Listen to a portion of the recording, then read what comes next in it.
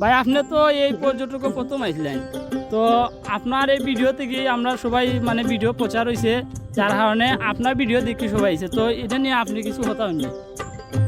কথা বলতে আমি আইছি আমার বাতিজা এমডি শাহিদ ভাই নেচার ট্রাভেলি পেজটাকে সাপলার যে ভিডিও আপলোড হয় তারপরে আমি একটা আপলোড দিই, শাহিদ ভাই আপলোড দিছিলাম। তো বাতিজার এটা খুব সম্ভবত 100K প্লাস গেছে, আমারটাও 160K গেছিলো, ইয়ামিন বিন ইসলাম আইডিটাই। তো আমরা যখন প্রথম আই তখন আসলে একজনও আসলো না। আমরা যখন আইছিলাম প্রথম দিন ভিডিও করার পরে ভিডিওটা ভাইরাল হয়, আস্তে আস্তে খুব বেশি পর্যটক হল আইরা বা এখনও আছে।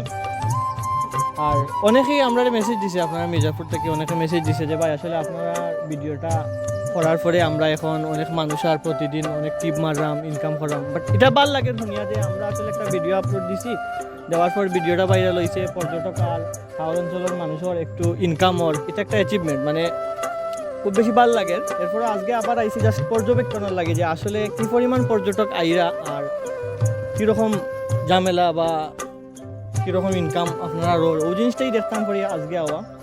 আসলে আইয়া ভালো লাগে যে আসলে আমরা সাধারণত শ্রীমঙ্গল মৌলিয়াজারও যারা আছি ডিবির হাওড়ও শাপলা বিল যাওয়া লাগে, তবে ডিবির হাওড়টা কি অনেক বড়, এটা বিশাল, মানে এখানে এত পরিমাণ শাপলা আছে যে আসলে ডিবির হাওড়ও এত শাপলা নাই। তবে আশা করি এটা আগামীতে আরও ভালো একটা অবস্থানও যাইব। তবে ফুল যারা সিরা এটা নিয়ে কোনো সমস্যা নাই, যথেষ্ট পরিমাণ ফুল আছে। তবে চেষ্টা করবা, সর্বোচ্চ চেষ্টা করবা এখানে অনেক মহিলারা বা ফ্যামিলি মেম্বার্স যারা আয় একটু ভদ্রতা বজায় রাখার লাগে, বা আপনারা এখানে লোকাল যারা আছেন চেষ্টা করবা যে ওই জিনিসটা মাথাতে রাখবা যাতে কেউ আইয়া এখানে হ্যারাসমেন্ট না হয়, অন্তত আইয়া আপনারা বিলটা সুন্দর মতো